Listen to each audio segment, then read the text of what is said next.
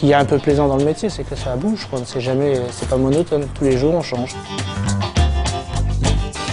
Je m'appelle Didier, je suis installateur sanitaire. Notre métier, c'est installateur sanitaire. Sinon, on peut toujours dire encore comme dans le temps plombier.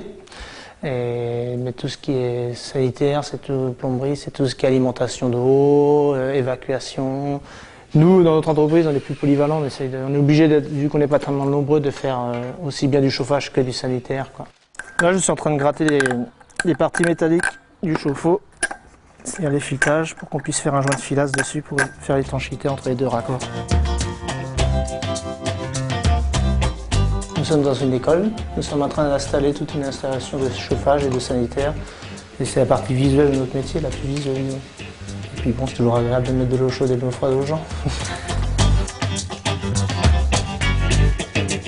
La collectivité, c'est sûr qu'on va avoir plus un problème d'esthétique, ça va être surtout un problème de résistance, quoi. Si on est dans une école, que ça soit pratique déjà et que ça soit costaud, quoi.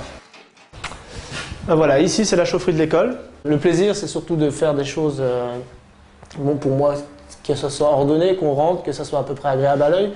Ça nous demande d'être un petit peu touche à tout, hein, plus ou moins. Il faut faire un petit peu de maçonnerie, on a toujours des trous à reboucher, bon, des percements, ça, un peu de peinture, les tuyaux avec l'anti-rouille, du calorifuge, de l'électricité, pas mal d'électricité d'ailleurs, tout ce qui est régulation, tout ça.